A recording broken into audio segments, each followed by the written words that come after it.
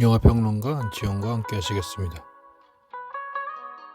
셀린 송 감독의 머티리얼리스트는 사랑과 결혼이라는 보편적 주제를 가장 자본주의적인 도시 뉴욕을 배경으로 조명하여 그 본질을 탐구한다.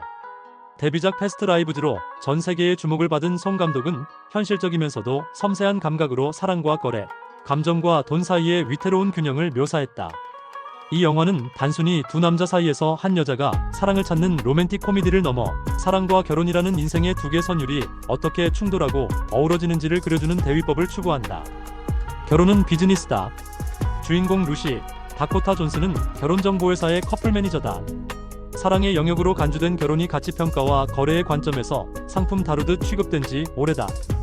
물론 사랑이 거래일 수 있지만 결혼중개업이 등장하면서 사랑이란 대외적 명분마저 사라지고 사랑은 자본주의 안으로 완벽하게 포섭된다. 감독 데뷔 전 송 감독은 커플 매니저로 일한 경험이 있다. 그때의 경험을 바탕으로 작성된 시나리오이기에 관객은 현실성을 느낀다. 송 감독은 당시를 회상하며 인생의 어떤 시기보다 사람에 대해 더 많이 배운 것 같다고 말했다. 고객은 평생의 동반자를 찾으며 마치 자동차나 집을 선택할 때처럼 억대 연봉, 180cm 이상의 키와 같은 물질적이고 신체적인 조건을 스스럼 없이 나열했다. 송 감독의 지적대로 데이트라는 과정 속에서 서로를 하나의 상품으로 대상화하는 우스꽝스럽고도 음울한 현실이 적나라하게 드러난 현장이었다.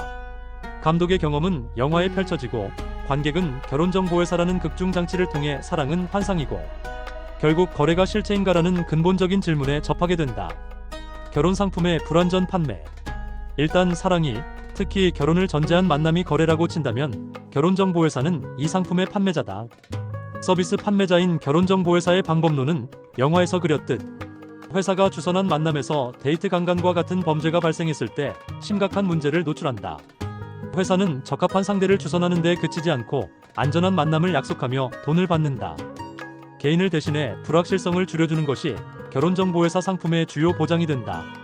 알선 과정에서 이른바 적정주의 의무, 즉 듀딜리전스를 다했다 해도 사고는 일어난다. 정확히는 사고를 막을 수 없다. 영화에서 결혼정보회사는 데이트 강간을 어쩔 수 없는 업계의 리스크로 치부한다. 제품이 아닌 서비스이기에 듀딜리전스 여부를 따져야 하고 만일 듀딜리전스를 다했다면 금융상품에서 쓰는 용어로 불완전 판매는 아니라는 시각이다. 책임은 사라지고 개인의 불운이 남으며 이후는 변호사가 개입해 피해를 금전적으로 배상할 뿐이다. 회사는 손해보지 않는다. 상품 판매의 손실을 보험회사로부터 보전받을 수 있을 것이다. 영화의 이 사건이 결혼중개업에 관한 논쟁 지점이다. 자본주의의 논리 안에서 책임은 보험 처리나 금전적 보상이라는 비용으로 환산되고 리스크는 관리된다. 한 인간의 삶이 파괴된 상황에 관한 윤리적, 도덕적 책임은 거론되지 않는다. 돈으로 계산할 수 없는 것을 계산하고 관리될 수 없는 것을 관리하는 사태에 주인공 루시가 느끼지 말아야 할 죄책감을 느끼고 고통을 받는다.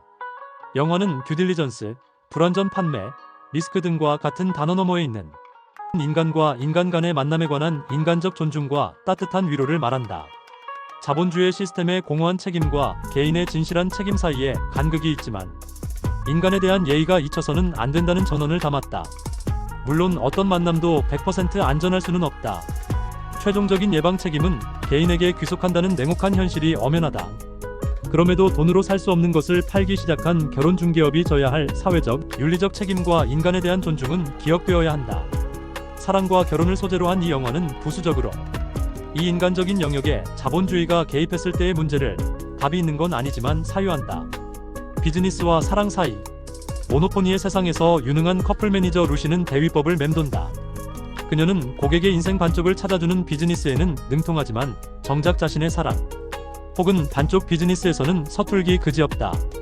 영화 초반에 루시의 삶에 두 남자가 등장하며 내면의 균형을 위태롭게 흔들고 대위법이 시작한다. 사실 거래와 비즈니스를 근간으로 한 모노포니의 세상이라면 균형이 흔들릴 일이 없어야 한다. 한 명은 부와 명예, 외모까지 모든 것을 갖춘 그 업계 용어로 유니콘 해리, 페드로 파스칼이다. 유니콘이란 별칭이 시사하듯 그는 완벽한 조건을 갖춘 결혼 비즈니스에서 이상적인 계약 상대다. 다른 한 명은 가진 것 없이 서로 뜨겁게 사랑했던 전 남자친구 존 크리스 에반스이다.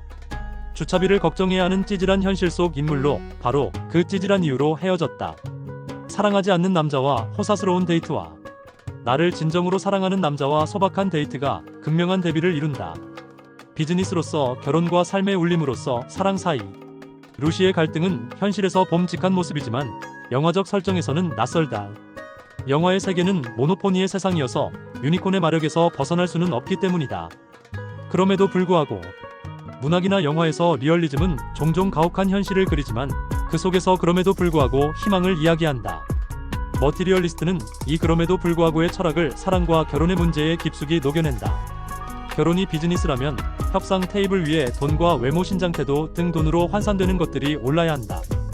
그것이 합리적인 선택이고 현실의 양상이다.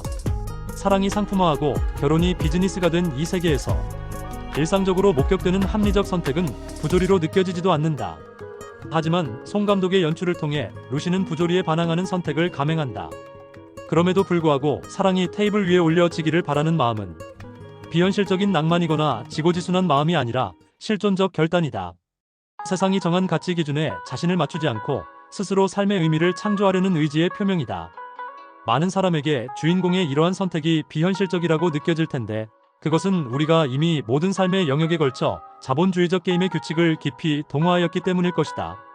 송 감독은 애둘러 말하거나 도피적인 허구를 만들고 싶지는 않았다고 밝히며 이 선택이 결코 쉽거나 아름답기만 한 것이 아님을 분명히 한다.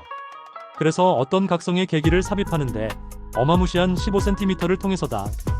해리가 순혈 유티콘이 아니라는 사실을 알게 되면서 어차피 모든 것이 비즈니스이고 투자인 모노포니의 세상에서 투자로 완성된 유니콘을 허위라고 생각하지 않지만 루시는 유니콘이 아니라 유니콘을 산정하는 체계 자체의 허상을 인식한다.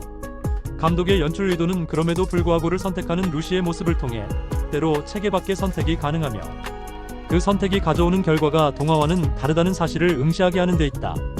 비합리적인 선택을 미화하는 것이 아니라 인간이 자신의 가치를 지키기 위해 기꺼이 감수하는 찌질하고 고단한 현실이야말로 그럼에도 불구하고 삶의 진정한 모습이라고 주장하려고 한다. 대위법을 넘어 사랑의 변증법으로 머티리얼리스트는 제목과 달리 관객에게 진정한 사랑이란 무엇인가라는 질문을 던지는 영화다. 그러나 이 영화의 구조를 단순히 사랑 감정과 결혼 조건이 충돌하는 대위법만으로 보는 것은 다소 부족해 보인다. 현실의 결혼이 사랑과 비즈니스라는 이분법 사이의 OX 문제이기도 하지만 대부분 이분법 너머에서 두 요소를 모두 고려하고 한데 섞은 삶과 감성의 포트폴리오에 가까울 때가 많기 때문이다. 영화는 루시에게 완벽한 유니콘남을 통해 동화 같은 환상을 제시하는 동시에 전 남친의 찌질한 현실을 가감없이 보여준다. 만약 루시가 그럼에도 불구하고 사랑을 선택한다면 그 결말은 모든 문제가 해결되는 판타지가 아니다. 오히려 경제적 어려움과 사회적 시선이라는 현실적 장벽에 부딪히는 어쩌면 더 고단한 삶의 시작일 수 있다.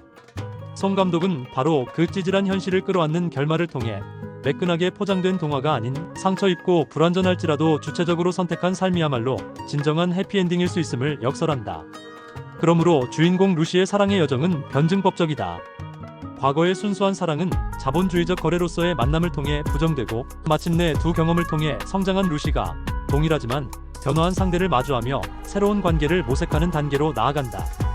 선택과 책임의 주체가 이동하는 과정이기도 하다. 순수한 개인의 선택에서 시작해 결혼정보회사라는 시스템에 책임을 위탁했다가 시스템의 불완전함과 기만을 깨달은 후 다시 성숙한 개인의 선택으로 돌아온다. 이 최종 선택은 사랑하였으므로 행복하였네라고 회고하는 시인의 언어와는 다르다. 그것은 과거에 대한 흡족한 포용이 아니라 미래에 대한 불확실성을 끌어안는 모종의 내기이다. 동기가 사랑이든 비즈니스든 혹은 그 둘의 복합이든 결혼이라는 행위 자체가 어떻게든 삶을 더불어 살아내겠다는 단호한 결기이자 인간종의 가장 큰 불가사의임을 영화는 암시한다. 따라서 루시의 마지막 선택은 처음의 순수한 상태로 회귀가 아니라 현실의 냉혹함을 인지하고 그럼에도 불구하고 자신의 의지로 관계를 재정립하려는 변증법적 종합이다. 평생 후회거리를 만드는 멍청한 변증법의 농간임을 모르지는 않지만 말이다.